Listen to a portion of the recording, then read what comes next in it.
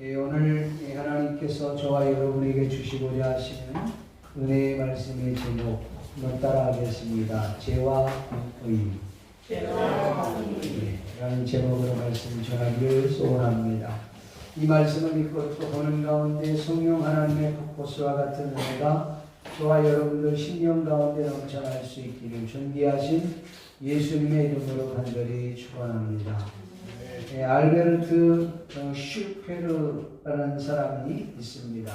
그는 2차 대전, 세계 2차 대전 당시에 독일의 공장을 약 100% 가동시키는데 아주 천부적인 지혜를 발휘했던 공학자였습니다. 전쟁이 끝난 후에 전범 24명 가운데 4명이 재판을 받았는데 그 가운데 이 24명 가운데 오직 이 슈페르만 자신의 죄를 인정해서 20년의 감옥살이를 합니다. 나머지 분들은 다 사형이죠. 그리고 그가 석방이 되자 그는 여러 번의 책을 썼습니다. 한 번은 미국의 ABC 방송국의 기자가 인터뷰를 했는데 슈페르 씨에게 이렇게 물었습니다. 슈페르 씨, 초창기에 쓴 책을 보면 나의 죄는 절대로 용서받을 수도 없고 용서받아서도 안 된다라고 말씀을 하셨는데 지금도 그 생각은 변함이 없으십니까? 라고 물었습니다.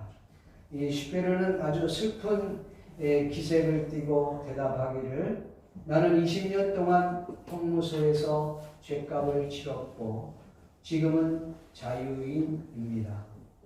그러나 내 마음은 여전히 나 스스로에게 절대 용서를 받을 수 없다고 또한 용서를 받아서도 안 된다고 말을 합니다. 그는 처절하게 참회의 길을 찾았지만 자신의 힘으로 자유로워질 수 없었습니다. 슈페르 씨는 무섭고 잔인한 죄책감에 시달리다가 결국 세상을 떠나고 말았습니다. 여러분, 인간은 죄를 지을 수밖에 없는 존재입니다. 죄를 짓는 것이 어쩌면 당연하다고 보겠죠. 죄를 짓고 난 이후에 그 죄책감으로 살아가는 이들이 얼마나 많은지 죄책감을 해결하지 못하고 살아가는 이들이 많다는 것이죠. 오늘 본문 내용을 조금 생각해 보려고 하는데 이 본문 말씀은 지난주의 말씀을 연결해서 보지 않으면 본문을 이해하기가 어렵습니다. 지난주 말씀을 간략하게 소개하면 이스라엘이 암몬과의 전쟁을 합니다. 그래서 암몬 잔손을 무너뜨리고 암몬의 마지막 성인 이 랍바성을 이제 에워싸고 이제 전쟁을 준비하는 그 상황에 놓여 있었습니다. 그래서 이스라엘의 군대, 특히 요압의 군인들과 다윗의 그 군인들이 그 랍바성을 에워싸고 전쟁을 준비하고 있는 그 찰나에 다윗은 무엇을 했느냐 하면 예루살렘 다윗성에서 아주 한가롭게 늦잠을 잤습니다. 그러니까 늦은 저녁 때에 좀 일어나서 다윗 왕궁 그 옥상을 거닐다가 우리아의 아내 바세바가 목욕하는 걸 보고 음욕을 품고 결국은 그 여인을 불러 그와 함께 동침을 하게 됩니다. 때마침 그 여인은 임신을 하게 되었습니다. 바세바가 임신했다는 사실을 다윗이 알고 그의 남편인 우리아를 전쟁터에서 불러들입니다. 그리고는 전쟁 상황을 묻습니다. 요압 장군은 어떠냐? 군인들 생활하는 데는 어렵지 않느냐? 전쟁 상황은 어떠냐? 등등 여러 가지 묻습니다. 마치 그것 때문에 우리아를 부른 것처럼 위장을 한 것이지요. 그리고는 그동안 수고한 우리아에게 치하하고 그리고 그에게 위로하면서 술과 먹을 음식을 그의 집으로 보냅니다. 오늘은 집에 가서 푹 쉬었다가 전쟁터에 갈 수 있도록 배려를 한 것이죠. 다윗 생각으로는 이제 전쟁터에 나갔던 우리아가 집에 들어와서 음식을 먹고 술을 마시고 그리고 편안한 마음으로 아내와 동침할 것이라고 그는 생각을 했습니다. 그러면 그 아내 밧세바가 임신했다고 하는 것은 그 남편 우리아가 동침함으로 인하여 그의 아들로 이렇게 위장하면 모든 상황들은 완전히 깨끗하게 종료될 수 있을 것이라고 생각하고 그렇게 유도를 한 것입니다. 그런데 다윗의 생각과는 다르게 우리아는 충신이었습니다. 요압이 군대에 서 있고 다윗의 군인들이 지금 들에서 밤잠을 설치면서 군대에서 일을 하고 전쟁을 준비하고 있는데 나 혼자 어떻게 좋은 음식을 먹으며 아내와 잠자리를 청할 수 있겠느냐. 하나님의 이름으로 다윗의 이름으로 결단코 그런 일을 하지 않을 것이다. 그러고는 왕궁의 그 부하들과 함께 왕궁 문설주에서 잠을 자게 된 것이죠. 다윗은 생각을 바꿨습니다. 그래서 그 다음 날 우리아에게 편지 하나를 씁니다. 그리고 이 편지를 요압 장군에게 갖다 줘라 그럽니다. 그 편지 내용은 우리아를 전쟁터에 보내갖고 결국은 그 전쟁터에 보냄으로 말미암아서 그 가장 격렬한 그 전쟁터에 보내서 그를 죽이라고 하는 서신의 내용이었습니다. 우리아는 그 내용도 모르고 요압 장군에게 그 편지를 갖다 주고 결국은 우리아는 이 요압 장군의 명령에 따라서 가장 격렬한 그 전쟁터로 부름을 받고 가장 선봉장에서 싸우게 되죠. 그러다가 아주 굉장하게 힘이 들고 어려운 그때 다니면 부하들이 뒤로 물러서라고 하는 것입니다. 우리아만 내버려도 결국은 우리아는 활에 맞아서 그곳에서 전사를 하고 맙니다. 우리아가 죽었다는 이야기를 듣고 밧세바는 장례를 치르고 장례가 끝나고 난 이후에 다윗은 이 밧세바를 자신의 아내로 맞아들이게 됩니다. 모든 일들이 다 끝났어요. 1차 다윗이 생각했던 것은 비나갔지만 2차 다윗이 계획했던 대로 우리아는 전쟁터에서 전사한 것으로 끝을 맺었습니다. 아무도 모릅니다. 물론 요압은 알고 있었지만 왜 이 우리아가 그렇게 해서 죽어야 하는지 요압은 그 이유를 몰랐습니다. 전쟁터에 있었기 때문에. 그래서 다윗은 생각할 때 모든 것들이 다 종료가 되고 다 끝났다고 생각해요. 어느 정도 시간이 지났어요. 그리고 이 아이를 낳았으면 10개월 정도 지났겠죠. 그러니까 아이가 출산이 되었던 거예요. 그리고 난 이후에 어느 날 하나님께서 나단 선지자를 다윗에게 보냅니다. 그리고 나단 선지자는 목숨을 걸고 다윗 앞에서 하나님의 말씀을 전달하는 내용이 오늘 본문의 내용입니다. 그 내용을 살펴보면서 함께 은혜 나누기를 바랍니다. 먼저 우리가 생각할 수 있는 것은 다윗의 죄를 비유로 책망하신 하나님이십니다. 예언자 나단이 여호와의 보내심을 받고 목숨을 걸고 다윗에게 나가서 이렇게 말합니다. 왕이여, 어떤 성에 두 사람이 있었습니다. 그런데 한 사람은 힘이 부유한 사람에서 양과 소가 아주 많은 부자였습니다. 그리고 또 한 사람은 힘이 가난한 사람이었어요. 너무 가난해서 그가 자기 스스로 양 한 마리, 암양 한 마리를 사서 그 암양을 자신의 딸처럼 기르고 함께 먹고 함께 자고 그렇게 살았던 사람이 있었습니다. 하루는 이 큰 부자 집에 손님이 찾아왔습니다. 손님이 찾아왔는데 이 부자가 자신의 그 양과 소와 그 짐승들도 많은데 그것을 가지고 이 손님을 대접하는 것이 아까워서 암양 하나밖에 없는 그 가난한 집에 그 암양을 빼앗아서 손님을 대접을 했습니다. 이 소리를 들었던 다윗이 분노하면서 경노하면서 그런 놈은 여호와의 사심을 가지고 맹세하며 죽을 놈이다. 그런 놈은 죽여야 된다. 그러면서 그 사람에게서 4배나 갚아줘야 될 것이다. 그는 그를 긍휼히 여기지 아니하고 그 암양을 빼앗았으니 그에게 4배나 갚아야 된다. 그렇게 이야기를 합니다. 그때에 이 나단 선지자가 다윗에게 하는 말이 그 악한 부자가 바로 당신입니다 라고 이야기를 하는 것이었습니다. 이스라엘의 하나님 여호와께서는 이 나단 선지자를 통해서 이 비유를 말하게 하시고 이 비유로 말미암아 다윗의 죄를 깨닫게 하게 하셨다는 것이죠. 사랑하는 성도 여러분, 사람들은 타인의 이야기를 쉽게 말하고 또 이해도 잘하곤 합니다.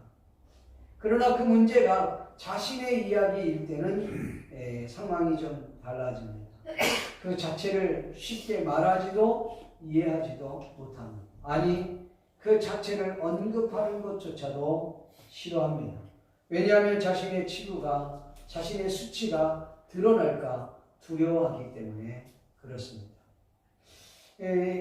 아마도 이 추측건데 이 나단이 다윗에게 나아가서 하나님의 말씀, 하나님의 이 말씀을 전달할 때는 주변에 있는 신하들을 다 물리쳤을 것으로 추측을 합니다. 왜냐하면 그 왕 앞에 서 있는 이 다윗 그 나단 선지자가 주변의 신하들이 다 듣는 가운데 그 얘기를 했다면 이스라엘의 왕인 다윗의 그 권위가 실추될 수밖에 없기 때문에 아마도 다 물리쳤을 것으로 추측할 수가 있습니다. 여러분, 인생을 살면서 인간은 늘 죄악을 저지릅니다. 그때 하나님께서 직접 우리에게 찾아오셔서 음성으로 이렇게 말씀해 주시면 얼마나 고맙겠습니까? 그러면 그 두려워해서라도 우리가 금방 그 죄에 대해서 회개하고 납작 엎드릴 것입니다. 그러나 대부분의 하나님께서는 오늘 다윗에게 말씀했던 이 비유처럼 우리에게 말씀하실 때가 있습니다. 그때가 많다는 것이죠. 우리가 죄를 지었을 때 아니면 하나님의 뜻을 제대로 헤아리지 못하고 있을 때에 하나님께서는 우리가 큐티를 통해서 말씀하십니다. 설교를 통해서 때로는 말씀하십니다. 기도할 때 때로는 하나님이 우리에게 말씀합니다. 찬양을 통해서 또 찬양을 부를 때 찬양의 그 가사를 통해서 우리에게 깨달음을 줄 때도 있습니다. 또는 주변에 돌아가는 환경을 통해서 우리에게 말씀할 때도 있고 믿음의 동역자나 또 선후배를 통해서 말씀할 때도 있습니다. 심지어 어린 아이의 그 말 한마디에 깨달음이 있을 때도 있다는 것입니다. 물론 또 특별한 경우에는 하나님이 환상으로 보여주시고 때로는 꿈으로 보여주시고 직접적으로 주님이 말씀하실 때도 있을 것입니다. 이럴 때에 주님의 음성을 들을 수 있는 귀가 저와 여러분들에게 있기를 주님의 이름으로 간절히 축원합니다. 여러분들은 어느 때에 어떤 방법으로 하나님의 음성을 듣습니다. 그래서 여러분 큐티가 그만큼 중요한 것입니다.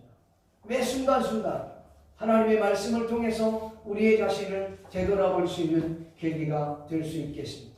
뿐만 아니라 우리 영적으로 늘 민감해서 영적 안테나를 높이 세워놓고 하나님의 음성을 들으려고 여러분이 힘을 써야 하나님의 음성이 들려지고 또 하나님께서 우리에게 무엇을 말씀하시는지가 들려질 수 있다는 것입니다.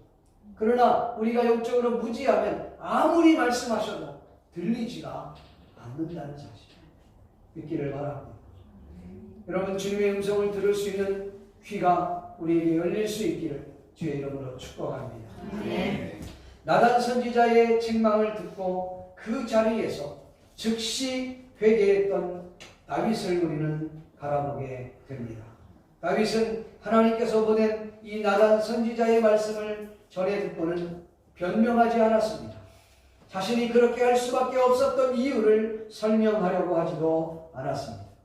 다윗은 나단 선지자의 책망을 듣자마자 그 즉시로 하나님께 자신의 행동이 잘못되었음을 시인하고 고백했다고 하는 사실입니다. 여기에서 우리는 다윗의 그 위대함을 발견할 수가 있습니다. 리더는 완벽한 존재일 수 없습니다. 완벽해지지 않습니다. 아니, 완벽해지려고 노력하는 부분이 있긴 하지만 완벽해질 수가 없다는 것입니다.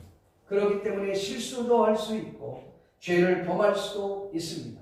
그러나 잘못을 선택하고 잘못된 것을 결정했다 할지라도 수정하고 변경할 수 있는 그런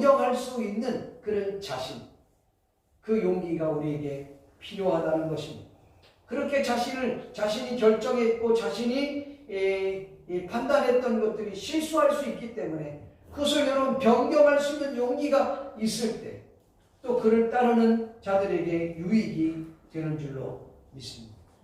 다른 말로 얘기한다면 이 다윗은 자신이 잘못했다는 것을 깨닫고 난 후에 하나님 앞에서 회개하고 자신의 행동이 잘못됐음을 인정하고 고백했다고 하는 것입니다. 이것이 지도자의 참된 모습이라는 것입니다. 이것이 성도의 참된 자세라는 것입니다. 여러분, 우리가 잘못한 것을 잘못했다고 말할 수 있는 자세는 대단히 중요합니다. 변명을 늘어놓지 않게 합리화시키려고 스스로 말할 필요가 없다는 것입니다. 고집을 피울 이유가 전혀 없다는 것입니다. 오늘 본문 13절 말씀에 보니 이렇게 말합니다. 그러자 다윗이 내가 여호와께 범죄하였습니다 하고 다윗에게 자기 잘못을 고백했습니다. 그래서 나단은 이렇게 대답하였습니다. 여호와께서 왕을 용서하셨습니다. 그러므로 왕은 죽지 않을 것입니다. 그렇습니다. 하나님께서는 용서를 구하는 회개한 다윗을 내치지 않았습니다. 다윗에 있는 것을 그대로를 받으셨고 그의 회개를 받으시고 용서하셨다고 하는 사실 믿기를 주님의 이름으로 간절히 축원합니다. 그리고는 그의 생명을 보존하겠노라고 나단 선지자를 통해서 말씀을 하셨습니다. 여러분, 여기서 우리가 주목해야 될 것이 있습니다. 그건 뭐냐면 하나님께서는 다윗이 회개할 때 그의 말씀을 듣고는 다윗에게 앞으로 너는 내 자녀가 아니야. 이제부터 너는 마귀의 자녀야. 이렇게 말하지 않았다는 것이죠. 다윗이 용서를 구했을 때 그 즉시로 그의 죄를 용서하셨다고 하는 사실에 우리는 주목해야 하는 것입니다. 하나님께서 다윗의 기도에 귀 기울여 주셨습니다. 정말 이 말씀을 생각하면 할수록 언제나 감사와 감격이 넘치는 구절이다. 이렇게 생각을 합니다. 성경은 우리에게 말씀합니다. 요한일서 1장 9절 말씀을 보니 만일 우리가 우리 죄를 자백하면 그는 미쁘시오 이로사 우리 죄를 사하시며 우리의 모든 불의에서 깨끗게 하실 것이요 이렇게 말씀하고 있습니다. 아멘이십니까? 아멘. 여러분, 우리의 모든 죄를 사해 주십니다. 하나님은 우리의 그 기도에 귀를 기울이시는 하나님이라고 우리에게 말씀하고 있는 것입니다. 믿습니까? 네. 그래서 찬양 가운데 이런 찬양이 있습니다. 하나님의 음성을 듣고자 기도하며 여러분, 하나님의 음성을 듣고자 기도하며 하나님은 우리가 그분의 자녀이니까 하나님께서 언제든지 우리와 함께 하시고 우리의 소리에 귀를 기울여 주신다는 것입니다. 하나님의 사랑의 눈으로 우리를 늘 바라보시며 우리가 간구하고 기도하고 때로는 우리가 실수하여 우리가 죄를 범하였다 할지라도 그 하나님 앞에 용서를 구하며 하나님께서는 용서해 주시고 그 즉시로 용서해 주신다는 사실 믿기를 바랍니다. 13절에 이렇게 말해요. 내가 여호와께 범죄하였습니다. 그랬더니 나단은 그지시요 여호와께서 당신의 죄를 용서하셨습니다. 그러기에 당신의 생명을 걷어가지 않을 것입니다. 라고 말씀하고 있는 것입니다. 설령 우리가 하나님 앞에 범죄했다 할지라도, 죄를 지었다 할지라도 그 하나님께서 우리에게 약속하시기를 우리를 버리지 않겠다. 여러분, 우리가 성경에 누가복음에 보면 탕자의 비유가 나오잖아요. 그 탕자가 어떻게 합니까? 아버지의 재산을 가지고 해외로 도망가 버렸어요. 흥청망청 돈을 다 써버리고 나서 이제는 정말 거지 같은 인생을 살아가는, 정말 먹을 것이 없어서 굶어 죽어가는 인생을 살아갈 수밖에 없었어요. 과거를 돌아옵니다. 집을 한번 되새겨, 야, 우리 아버지 집에는 먹을 것도 많고 종들도 많은데 나는 여기서 굶어 죽게 되는구나. 안 되겠다. 아버지에게로 돌아가자. 그리고 그가 그 자리를 박차고 일어나 아버지께로 돌아갑니다. 먼 거리에 그가 정말 힘이 다 빠져서 터덜터덜 걸어오는 그 모습을 보신 아버지는 당신의 아들인 줄 알고 맨발로 쫓아가서 그를 품에 안습니다. 그리고 새 옷을 입히고 새 신을 갈아 신기고 손에 가락지를 신기고 그리고 손을 잡아서 여러분 잔치를 열어 축복했다고 하는 이야기, 우리는 너무나도 잘 압니다. 그 이야기가 바로 아버지의 마음인 것입니다. 오늘 죄를 졌다 할지라도 비록 죄였던 그 자녀가 하나님 앞에 정말 완전히 피폐된 인생으로 주 앞에 나와, 하나님, 내가 죄를 지었습니다. 그러면 너 왜 그 죄를 졌느냐? 그러면서 하나님께서 그를 내치지 않았다는, 버리지 않는다는 것입니다. 그를 끌어안으시고 그의 죄를 해결해 주시고 그제시로 여러분 용서해 주신다고 하는 사실을 우리에게 알려주고 있는 것입니다. 사랑하는 성도 여러분, 그러니 우리가 이제 죄를 용서해 주시니까 아무렇게나 마음대로 죄를 지으라는 그런 말 아닙니다. 그런 말이 아니라 우리 성도가 사탄이 참소하는 그 자리 앞에서 여러분 우리가 기죽지 말고, 사탄이 아무리 우리를 참소한다 할지라도 담대해지라고 우리에게 말씀하고 있는 것입니다. 성경은 우리에게 말씀합니다. 요한복음 10장 27절부터 29절의 내용을 보면, 저는 개인적으로 이 내용을 보면서 늘 감사한 마음을 가지고 삽니다. 여기 본문에 보면 내 양은 내 음성을 들으며 나는 그들을 알며 그들은 나를 따르느니라. 내가 그들에게 영생을 주노니 영원히 멸망하지 아니할 것이요 또 그들을 내 손에서 빼앗을 자가 없느니라. 그들을 주신 내 아버지는 마주보다 크시매 아무도 아버지의 손에서 빼앗을 자가 없느니라. 하나님의 말씀은 1.1핵이라도 틀림없이 다 이루어진다는 사실을 여러분 믿기를 주님의 이름으로 축원합니다. 아멘. 그렇다면 이 악한 마귀가 우리 귀 속에 아무리 속삭인다 할지라도 우리는 거기에 넘어가지 않아야 되는 것이죠. 왜냐하면 내가 비록 죄를 졌다 할지라도 하나님 앞에 용서만 구한다.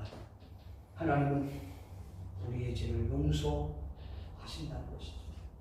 사탄은 우리의 귀에 속삭입니다. 너는 이미 죄를 지었어. 언제나 지었던 그 죄를 또 짓고 또 짓고 그리고 또 회개하고 또 회개하고 너를 하나님께서 받아주겠니? 너 같아도 너를 받아줄 수 있겠니? 우리에게 그렇게 속삭입니다.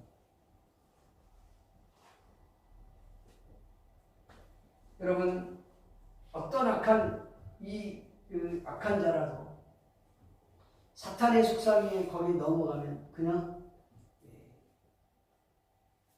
망하는 그 길로 갈 수밖에 없는 이 악한 사탄의 속삭임에 속지 마십시오. 오히려 이렇게 말해야 돼요. 예수님의 이름으로 그 사탄을 물리쳐야 되는 것이죠. 그래, 나는 죄인 맞아. 그렇기 때문에 예수님이 꼭 필요한 존재지. 나사렛 예수의 이름으로 명하니 나를 참소하는 이 사탄의 세력아 따라갈지요. 물러가라. 그리고 외쳐야 될 줄로 믿습니다. 아멘. 공의로우신 하나님이심과 동시에 사랑의 하나님이심을 믿기를 바랍니다. 아멘. 여러분, 죄의 파괴력은 정말 대단합니다. 오늘 본문에서만 우리가 15절까지 보았습니다만 사실 12장 전체를 오늘 제가 말씀을 전합니다. 근데 여기 전체적으로 보게 되면 여러분 얼마나 죄의 이 파괴력이 있는지, 이 죄는 우리들의 삶 송두리째를 완전히 파괴하는 힘이 있다는 사실을 알아야 합니다. 다윗이 우리아의 아내 밧세바를 범한 이후에 그 죄의 결과로, 그 죄의 그 파괴력은, 그 죄의 그 힘, 그 파워는 대단했습니다. 여러분. 본문 안에서만 보아도 여러 개를 발견할 수 있는데, 첫째는 간음으로 말미암아서 우리아의 가정이 파괴가 됩니다. 그 신실했던 그 우리아의 충신의 가정이 완전히 파괴가 되고, 뿐만 아니라 다윗의 가정에 엄청난 회오리바람이 불기 시작합니다. 오늘 10절에 보면 내가 내 집안에, 여러분 10절 한번 볼까요? 시작. 이제 내가 나를 없이 여기고 햇사람 우리아의 아내를 빼앗아 내 아내로 삼았은즉 칼이 내 집에서 영원토록 떠나지 아니하리라. 아멘. 그리고 9절 하반절에 보면 이렇게도 이야기하고 있습니다. 하나님께서 얼마나 그를 심했는지, 내 집에 뭐가 재앙이 임할 것이라는 것이에요. 내 집안에 너에게 미칠 화를 불러 올 것이다. 심지어는 여기 보니까 그 충신 우리아를 아예 죽음의 길로, 사지의 길로 몰아서 살인죄를 범하게 합니다. 오늘 10절에 하반절에 보니까 칼이 그 집에 영영이 떠나지 않는다는 거예요. 여러분 13장부터는 그 다윗의 가정에 재앙이 오는 것들을 보게 됩니다. 그 집에 칼이, 그러니까 자녀와 자녀들끼리 막 칼싸움을 해서 서로 죽이고 도망다니고 이런 일들이 벌어요. 나중에는 압살롬이 결국은 그의 아버지에게 칼을 들이대는 그런 일들을 우리가 보게 되지 않습니다. 네 번째로는 다윗의 아내를 백주의 대낮에 수치를 벌일 것 같겠다. 압살롬이 그렇게 했습니다. 여러분, 압살롬은요 다윗에게 있어서 가장 신임을 받고 가장 기대했던 아들이 압살롬이었습니다. 그래서 압살롬을 이 요압이 죽이러 갈 때도 절대 죽이지는 말아요. 그러면서 압살롬에 대해 얼마나 그 마음에 기대가 있었는지 몰라요. 결국은 죽이잖아요. 죽이고 났는데 압살롬이 막 그 압살롬의 이름을 부르면서 얼마나 우는지 몰라요. 그렇게 믿었고, 그렇게 신임했고, 그렇게 기대했던 압살롬이 다윗에게 칼을 들이게, 결국은 그 다윗의 그 첩들과 동침한 쾌륜하고 전락해버리고 만날 것이죠. 다섯 번째를 보면 여호와의 원수들에게 크게 비방거리를 안겨다주는 꼴이 되었습니다. 그러니까 비방을 받도록 만들어버립니다. 너무 창피한 거죠. 여러분, 믿는 크리스찬들이 싸우면 그 믿지 않는 자들에게 완전히 비방거리를 갖다 주는 겁니다. 그래서 교회가, 믿음의 사람들이, 여러분의 가정이 행복하고 우리의 가정이 정말 사람들 보기에도 아름다운 모습으로 우리가 유지해야 될 사명이 거기 있는 비방거리가 되지 않도록 하고 있습니다.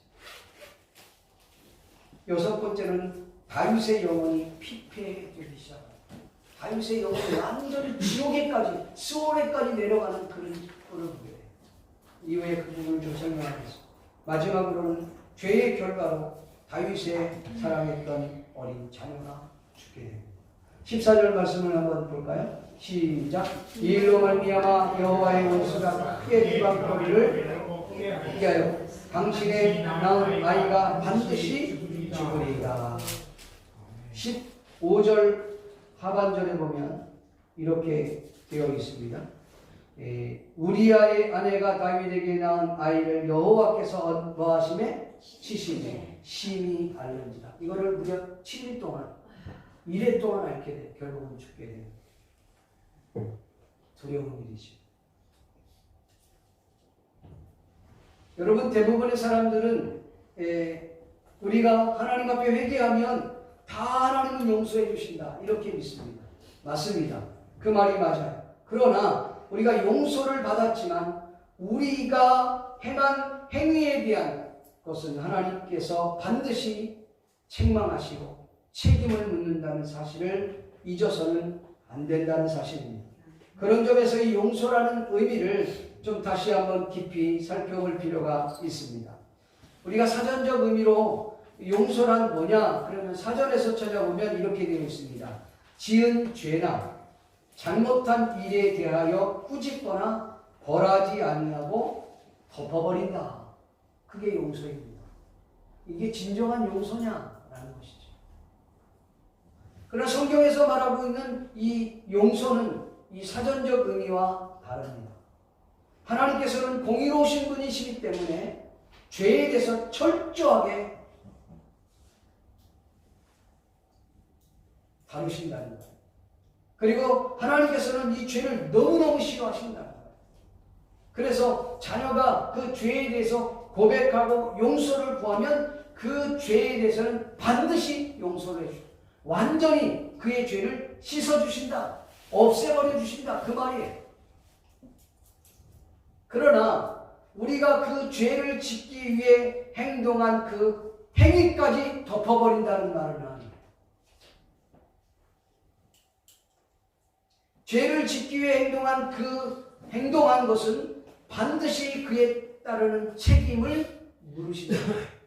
그게 진짜 회개에 대한 부분, 용서라는 부분이에요. 아니 왜 그렇게 하느냐? 다 덮어버리고 없애버리는 행위까지 하는 거 아니냐? 그렇게 생각할 수 있지만 왜냐하면 하나님께서 그 자녀가 또다시 같은 죄를 그 보험죄를 짓지 않도록 하기 위한 그 자녀에 대한 배려이기 때문에 그렇습니다. 그래서 우리가 죄와 싸울 때는요, 회개한다고 하는 것은요, 피 흘리기까지 싸운다는 거예요. 피 흘리기까지 싸운다고 하는 것은 우리가 우리의 내면에 있는 죄를 해결할 뿐 아니라 우리의 삶의 행동까지도 바뀌지 않으면 진정한 회개가 아니라는 거죠. 용서도 똑같다는 것이죠. 우리 자녀들이 거짓말을 하거나 또는 죄를 지었습니다. 그러면 이후에 그 잘못을 뉘우치고 용서를 구해요. 그래, 네가 그렇게 잘못했구나. 그럼 엄마가 용서해 줄게. 근데 뭐가 그렇게 널 나쁘게 했었지? 물어봐야 돼요. 요 입이 그랬지? 그래, 요 입은 맞아야 되겠다. 조동아리를 때려줘야 돼요. 그게 정상적. 거짓말을 했다든가 그러면 입, 아니면 내가 손으로 범죄해서 그 남의 뜻을 훔쳤다 그러면 다시는 좀 그렇게 하지 마. 엄마가 이제 용서해 줄게. 그러나 그 뭘로 했지? 손으로 했구나. 그 손은 맴매를 해야 되겠다. 그래서 맴매할 때는 따끔하게 맴매를 해줘야 돼요. 아, 이게 팍 머리에 인식이 되도록 해줘야 된다는 것이죠. 근데 대부분의 부모님들은 잘못한 거에 대해서 용서해 줄게 하고 다 덮어버리는 거예요. 그러면 우리 속담에 바늘 도둑이 소도둑 된다는 말이 무슨 말이냐면 그냥 덮어버렸다는 거예요. 체벌이 없었다는 거예요. 자신의 잘못에 대한 자신이 스스로 책임을 지지 않겠다는 거예요. 여러분, 남의 것에서 문제를 삼아서 그것을 훔쳤어요. 그래서 망가뜨렸어요. 그래서 더 이상 어떻게 할 수가 없어요. 그러면 그것에 대한 부분은 변상을 해야 되는 거예요. 변상을 하는데 부모가 변상하는 게 아니라 내가 그랬으니까 내가 변상을 해야 돼요. 돈을 벌어서 내가 갚아야 돼요.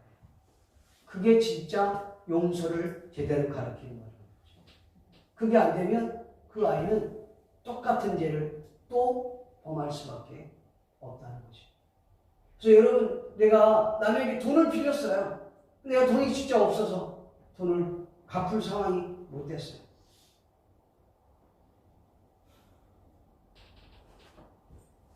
그러면 어떻게 돼요? 뛰어먹는 거예요? 하나님, 내가 잘못했어요. 용서를 구할게요. 앞으로는 다시는 안 그럴게요. 그래, 그거 내가 용서해 주마.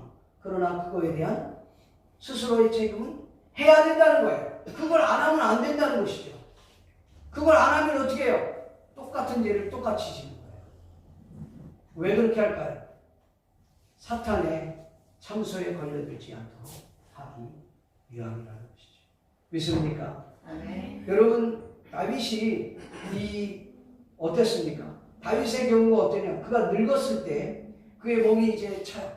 그러니까 이불을 덮어도 따뜻하지 않는 것. 그러니까 젊은 처제를 한 명을 데려다가 그 다음에 다윗의 품에 안겨주면 잠잘 때 그 따뜻한 열기가 그 다윗에게 전가될 거라 생각을 한 거죠. 그래서 아비삭이라고는 아주 젊은 처자를 이제 데려다가 다윗의 품에 안겨줬어요. 그런데 다윗이 늙어서도 그 젊은 처자 아비삭과 동침하지 않았다. 왜요? 정말 피 흘리기까지 그 회개를 철저하게, 정말 처절하게 회개했던 사람이기 때문에 그렇습니다. 다윗이 밧세바를 범하고 난 이후에, 그리고 나단 선지자를 통해서 책망을 받고 난 이후에 그가 지은 시가 시편 6편과 51편입니다. 거기에 내용을 잠깐 정리해 보면 이렇습니다. 얼마나 처절하게 그가 회개를 했느냐면 시편 6편 1절에 보면 이런 말을 합니다. 여호와여 주의 분노로 나를 책망하지 마시오며 주의 진노로 나를 징계하지 마옵소서. 얼마나 힘들면 그러면서 이렇게 얘기합니다. 여호와여 내가 수척하여 싸우니, 수척했다는 거예요. 완전 피폐된 인생을 지금 살고 있었다는 거예요. 내게 은혜를 베풀어 주세요. 여호와여 나의 뼈가 떨리오니, 뼈가 떨린다는 거예요. 그러니까 이 속 전체가 완전히 그냥 힘들어요. 고립하여 있다는 거예요. 2절에 보니까 여호와여 내가 수척하여 싸우니 그래. 3절에 보니까 나의 영혼도 매우 떨리나이다. 이렇게 표현하고 여호와여 어느 때까지입니까? 여기 여러분 5절에 보면 나의 영혼을 건지시며 주의 사랑으로 나를 구원하소서. 여러분 영혼을 그리고 나를 구원하다는 건 어디에 있다는 거예요? 지금 수렁에 있다는 거예요. 지옥과 같은 데 있다는 거예요. 수월에 있다는 거예요. 6절에 보니까 5절 하반절에 보니까 이렇게 말합니다. 사망 중에 주를 기억하는 일이 없사오니 수월에서 주께 감사할 자 누구오리까. 지금 자신이 어디에 있다는 거예요?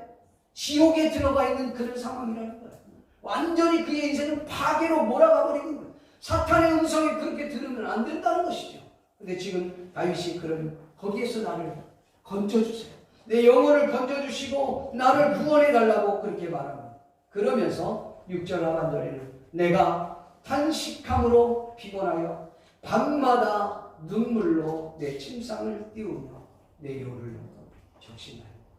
침상을 띄운다는 거예요. 눈물로 얼마나 눈물을 많이 흘렸으면 침상이 뜨겠어요. 둥둥 떠다니겠어요. 그만큼 그렇게 통회하며 자복했다는 사람이 다윗이었다는 것이죠. 시편 51편에는 그가 이렇게 고백을 합니다.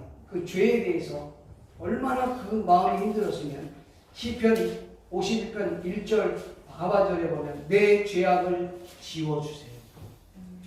2절에 보면 여호와여 나의 죄악을 말갛게 씻어주십시오. 나의 죄를 깨끗이 제하여 주십시오. 4절에 보면 주께만 범죄하여 주의 목전에 악을 행하였습니다. 7절에 보니까 우슬초로 나를 정결하게 하옵소서. 7절 하반절에 보니까 나의 죄를 씻어주세요. 내가 눈보다 희리이다. 9절에 보니까 내 모든 죄악을 지워주십시오. 얼마나 괴로웠으면 이거 지워달라, 씻어달라, 말갛게 해달라, 얼마나 똑같은 얘기를 계속하는지. 그러니까 죄와 싸우게 피 흘리기까지 철저하게 그렇게 그는 하나님 앞에 부르짖었다는 사실입니다. 하나님은 공의로우신 하나님이세요. 공의로우신 하나님이시고 사랑의 하나님이시기 때문에 그가 회개하면 하나님이 은혜를 베풀어 주시는 줄 믿습니다. 이후에 여러분 하나님의 은혜를 여기에 부어주세요. 여러분 이게 참 중요한 건데 우리가 읽지는 않았습니다만 다윗이 일주일 동안 금식을 합니다. 왜냐하면 이 어린 자녀가 일주일 동안 병치레를 앓고 열병을 앓고 있는 거야. 그러니까 그대로 금식을 들어갑니다. 금식 들어갔는데 일주일 동안 음식도 먹지 않으니까 신하들이 걱정이 되어서 왕이 음식을 좀 드시면서 기도를 하더라도 하십시오. 지금 읽지 않은 이야기를 좀 드리는 거예요.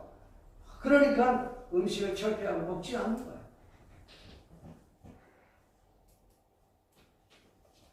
그런데 이 아이가 시름시름 앓더니 결국은 죽었습니다. 신하들이 너무 두려워하고, 야, 애기가 저렇게 아파갖고 지금 열병 있을 때 음식도 안 먹고 저런 왕에게 죽었다고 얘기하면 어떡하냐. 큰일 났다.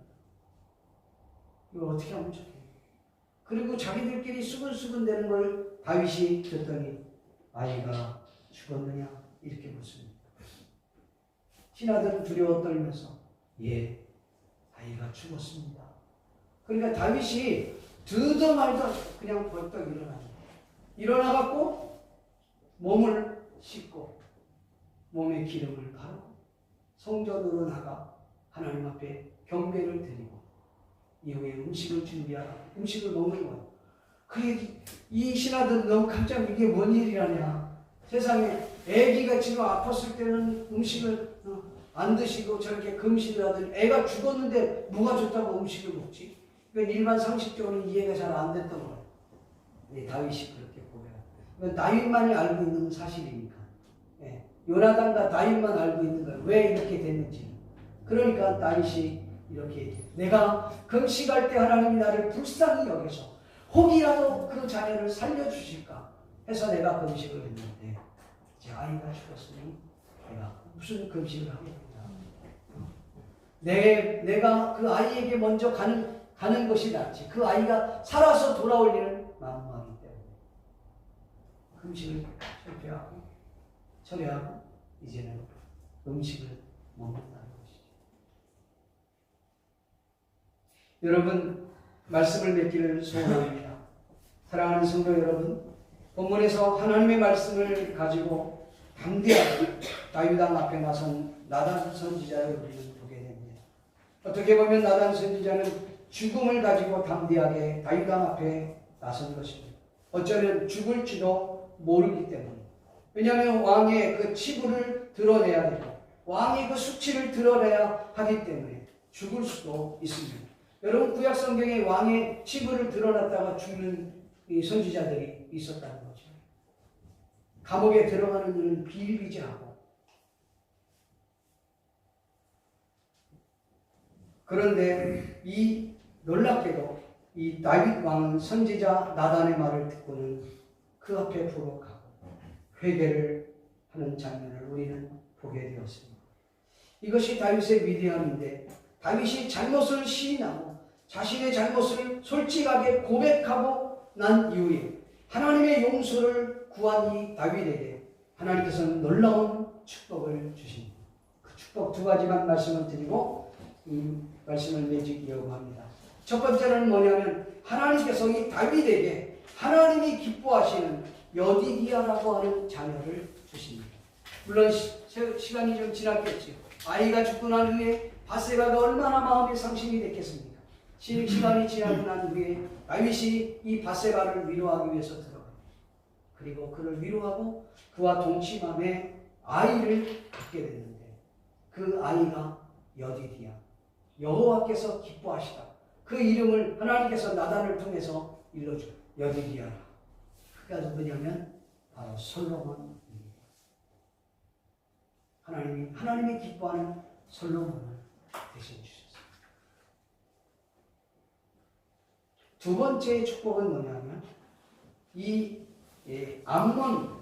암몬과의 전쟁에서 요압이 랍바 성을 완전히 다 물리쳐놓고 성을 다 물리쳐놓고 들어가서 깃발만 딱 꽂으면 되는데 요압이 깃발을 꽂지 않습니다. 그리고 전령을 보내서 다윗에게 왕이요 이미 이 성은 다 점령했습니다. 이제 왕께서 오셔갖고 여기에 깃발을 꽂으시면 됩니다. 내가 깃발을 꽂으면 이것을 요압성이라 부르니까 두려워합니다. 그러니 왕이 빨리 오셔서 여기다 깃발을 꽂아 주십시오. 요압이 왜 그랬을까요?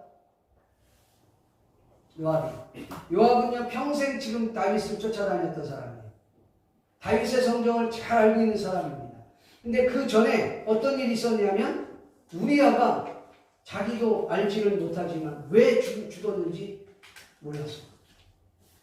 다윗의 편지를 받고 그대로 천천히 옮기기를 했지만 우리아가 죽었던 거예요. 그러니까 이 요압은 굉장히 두려워한 거죠. 다윗의 심기를 건드려서 내가 좋을 게 없다고 생각했던 것이죠. 그러니까 다윗에게 영광을 돌린 겁니다. 다윗은 그 군인을 이끌고 이 랍바성에 들어와서 깃발을 꽂고 그리고 그 왕의 왕관을 금 1달란트 된 왕관을 머리에 쓰게 됩니다. 이건 그냥이 아니라 하나님께서 용서했더니 다윗에게 승승장구한다는 앞으로 미래의 다윗의 모습을 보여주는 이야기도 하는 것입니다. 여러분 회개가 이만큼 중요합니다. 회개하면 하나님은 변함없이 한없이 그에게 은혜와 사랑을 베풀어 주신다는 사실 믿기를 주님의 이름으로 간절히 축원합니다. 사랑하는 성도 여러분, 하나님께서는 죄 앞에서 공의로우시며 용서를 구하는 다윗에게 한없는 그리고 변함없는 사랑을 베풀어 주셔서 하나님의 거룩한 계획을 이어가시는 다윗을 통해서 이어가시는 그 계획을 우리는 여기서 발견하게 되는 것입니다. 이 시간 우리 같이 한번 마음의 무릎을 꿇고 하나님 앞에 기도하기를 원합니다. 하나님, 이한 시간 우리에게 은혜를 부어 주시옵소서. 하나님의 능력을 베풀어 주시옵소서. 오늘 말씀을 우리 같이 한번 생각하면서 하나님 앞에 기도하기를 원합니다. 우리 같이 한번 합심하여 기도하겠습니다. 하나님, 우리에게 들을 수 있는 귀를 허락하여 주시옵소서. 하나님이 말씀하시는 그 음성이 무엇인지 깨달을 수 있도록 주여 도와 주시옵소서. 회개하면 하나님이 주신 그 은혜와 그 사랑을 발견할 수 있는 저희들 될 수 있도록 은혜 베풀어 주시옵소서. 우리 같이 한번 합심하여 통성으로 기도하기를 원합니다. 기도하겠습니다. 고마우시고 자비로우신 아버지 하나님, 하나님의 은혜와 은총을 감사합니다. 오늘도 주님의 말씀을 다시 한번 되새겨봅니다. 하나님 앞에 마음의 무릎을 꿇고 하나님 앞에 회개를 구할 때 하나님께서 변함없는 사랑으로 변함없는 그 은혜를 베풀어 주시는 하나님이신 줄 믿습니다. 아버지 하나님 바라고 기도합니다.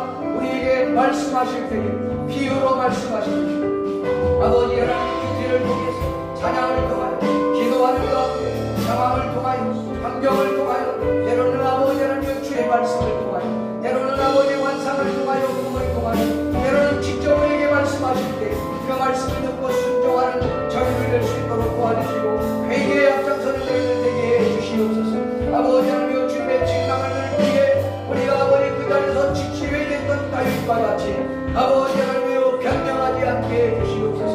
여러가지 설명으로 자신을 합리화시키지 아니하고 철저하게 하나님 앞에 부름하며 기도하는 저희를 다 될 수 있도록 하나님 은혜와 은총을 베풀어 주시기를 원합니다. 아버지 하나님 이 시간 우리를 베풀어 주시옵소서. 특별히 아버지 하나님 바라고 기도합니다. 공의로우신 하나님께서 또한 아버지 사랑의 하나님이시라는 사실을 깨달을 수 있도록 도와주옵소서. 회개했던 다윗에게 하나님께서 더 넘치는 사랑과 은혜와 축복을 주셨던 것처럼 우리 사랑 모든 성산에 가졌더니 하나님 앞에 용서를 구함으로 말미암아 즉시 용서함을 받는 기다려 놀라운 하나님의 변함없는 그 사랑을 경험하는 성도를 되게 해 주시옵소서. 오 하나님 아버지께서 이 시간 도울 줄로 믿습니다. 감사를 드리오 예수님의 이름으로 기도하옵나이다. 우리 찬양하시면서 준비한 예물 하나님 앞에 올립니다.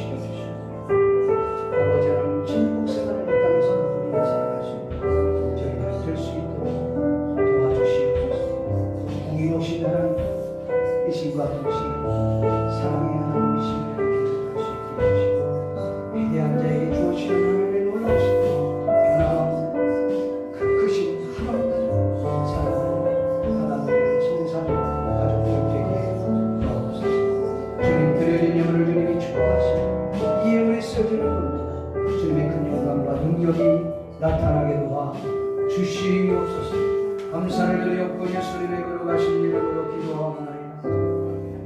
지금은 우리 주 예수 그리스도의 은혜와 하나님 아버지의 크신 사랑과 성령님의 감화 감동으로 교통하심이 오늘 이 자리에 모인 모든 하나님의 자녀들 머리 위에 지금부터 영원토록 함께 있을지어다. 아멘.